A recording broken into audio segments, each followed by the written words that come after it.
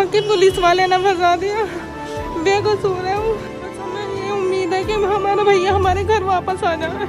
मेरा नाम जैद जुनैद है। अस्सलाम वालेकुम वरहमतुल्लाहि वबरकातुहू। प्यारे इस्लामी भाइयों, उम्मीद है आप सब खैरियत से होंगे। अल्लाह आपको सलामत रखे। प्यारे दोस्तों, आपने ये वाली खबर सुनी होगी। इसमें हमारे एक भाई हैं जिनका नाम जैद है। ये उत्तर प्रदेश मेरठ के रहने वाले हैं और ये 2018 में सऊदी अरब जाते हैं।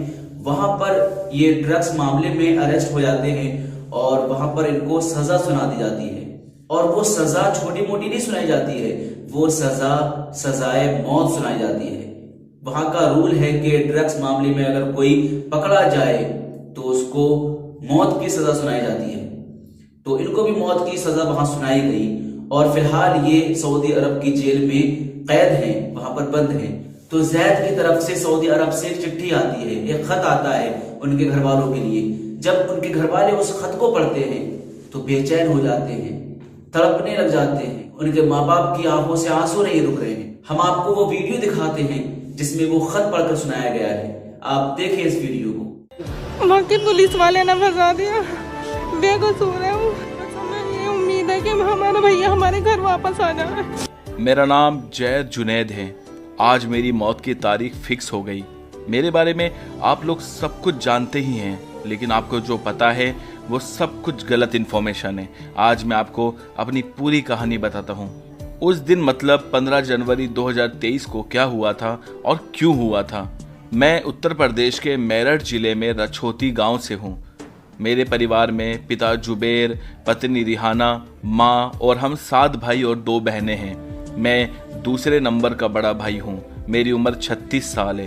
मेरे 2 भाई सऊदी में ड्राइविंग की नौकरी करते हैं और एक छोटा भाई पुलिस की तैयारी कर रहा है। मेरा भी अब सऊदी का वीज़ा आने वाला था। बात 2018 की है, जब मेरा मेडिकल हो गया और मेरा वीज़ा आ गया। मेरी नौकरी as a driver transport company में, जिसका नाम था अल साले मोहम्मद, उसमें 25,000 रुपये तनख्वाह में लग गई। शुरू में सब कुछ अच्छा लगा, लेकिन इस तनख्वाह से गुजारा काफ़ी मुश्किल हो रहा था। तो मैंने कंपनी को चेंज कर लिया, जिस कंपनी का नाम था अल जाफर। उधर मुझे अच्छी सैलरी मिल रही थी और ओवर टाइम के साथ कभी कभी टिप भी मिल जाया करता था। और मेरे घर वाले बहुत खुश थे जब मैंने उनको नई कंपनी और तनख्वाह के बारे में बताया। सब कुछ अच्छा चल रहा था, लेकिन शायद किस्मत में कुछ और ही लिखा था। एक दिन मेरी गाड़ी का एक्सीडेंट हो गया और गाड़ी बहुत ज़्यादा डैमेज हो गई। जब मालिक को पता चला तो उसने मुझ पर बहुत ज़्यादा गुस्सा किया और मुझ पर FIR करवा दिया और मुझसे कार का हर्जाना भरने को कहा। लेकिन अगर मैं 10 साल भी काम करता तो उस गाड़ी का हर्जाना नहीं भर पाता। मेरे पास कोई रास्ता नहीं था, इसलिए मैं ये कंपनी छोड़कर वहाँ से भाग गया। मेरा एक दोस्त बन गया था जो पाकिस्तान से था। उसने मेरी मुलाकात सऊदी के एक लोकल पुलिस वाले से करवाई। उस पुलिस वाले ने मुझे तसल्ली दी कि मैं तुम्हारा केस रफा दफा करवा दूंगा। उसने मुझे खाना खिलाया, कुछ पैसे दिए। वो मेरे लिए एक फरिश्ता था। लगा अब सब कुछ ठीक हो गया और उसने मुझे एज ए ड्राइवर नौकरी पर रख लिया। मुझे उसके बारे में कुछ पता नहीं था, सिवाय इसके कि वो एक पुलिस वाला है और वो मुझे कई बार अपने घर भी लेकर के गया था। मुझे काम करते करते करीब 1 साल हो गया था। ज़्यादातर मेरा एक ही काम था। वो मुझे कुछ बैग देता था और उनको डिलीवर करना होता था। उन बैग्स में क्या होता था वो मुझे नहीं पता था, बस उसके मुझे अच्छे पैसे मिल रहे थे और उनका काम करना भी ज़रूरी था, क्योंकि उनके वजह से मैं बचा हुआ था और मेरे ऊपर एक पुलिस वाले अधिकारी का साया था। मुझे कई बार शक हुआ और इच्छा भी हुई बैग खोलने की, लेकिन लगा कि पुलिस वाला है, ये तो कुछ गलत नहीं करेगा, और कभी हिम्मत भी नहीं हुई। अब आया 15 जनवरी 2023। उन्होंने मुझे 2 नायलॉन के बैग दिए और एक एड्रेस दिया जहां मुझे इन 2 बैग्स को डिलीवर करना था। मैं घर से कुछ ही किलोमीटर निकला था। मैंने देखा कि बहुत सारी पुलिस की गाड़ियां मेरे पीछे आ रही हैं और कुछ ही मिनट में सारी गाड़ियों ने आकर मुझे घेर लिया। मैंने गाड़ी रोकी। मैं समझ गया था कि पहले वाली कंपनी में जहां मैंने कार का एक्सीडेंट किया था, उसी केस की वजह से मुझे पकड़ा जा रहा है। मुझे पुलिस वालों ने बाहर निकाला और जेब चेक किया। उसके बाद गाड़ी को चेक किया पीछे वाली सीट पर वो बैग थे।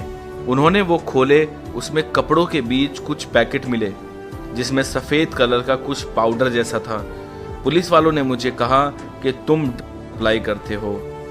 ये सुनते ही मेरे पैरों तले ज़मीन खिसक गई। मुझे कुछ समझ में नहीं आ रहा था कि ये लोग क्या कह रहे हैं, लेकिन मुझे सब कुछ समझ आ गया था कि उस पुलिस वाले ने मेरी इतनी मदद क्यों की। वो मेरे लिए फरिश्ता नहीं बल्कि एक मौत बनकर आया था। मैंने पुलिस वालों से कहा कि मेरे सेठ ने मुझे ये दिया था। पुलिस ने उसे भी पकड़ा, लेकिन उसने ये बयान दिया कि ये मेरे यहाँ सिर्फ नौकरी करता है और गाड़ी में ये क्या सप्लाई करता है वो मुझे नहीं पता, शायद ये सप्लाई का काम करता है। ये बोल करके उसने अपने पैर पीछे कर लिए और उसने कहा कि इसके बारे में मुझे कुछ भी नहीं पता। सऊदी का कानून है कि कभी अरबी को सज़ा नहीं होती। अरबी जमानत पर छूट गया और उसे बाइज्जत कर दिया गया और मैं और मेरा पाकिस्तानी दोस्त हम लोग फंस गए और हमें जद्दा की सेंट्रल जेल में बंद कर दिया गया। मुझे वहाँ बाद में पता चला जो ड्रग में लेकर के जा रहा था वो 400 ग्राम क्रिस्टल मैथ और दूसरे बैग में 300 ग्राम क्रस्ट था जो बहुत महंगा था। हमारे साथ धोखा हुआ था। मेरी बस इतनी गलती थी कि पुलिस वाला मेहनत से ज़्यादा हमें पैसे दे रहा था। हमने कभी नहीं सोचा कि इतना पैसा वो हमें क्यों दे रहा है। और बाकी ड्रग का ये सब नाम भी हमने पहली बार सुना था। केस चल रहा था और करीब एक हफ्ते पहले 3 दिसंबर 2024 को हमें मौत की सज़ा सुना दी गई। मैं अपने कदम ज़मीन पर नहीं रख पा रहा था और एक लेटर इंडिया में मेरे घर पर भेजा गया कि तुम्हारे बेटे को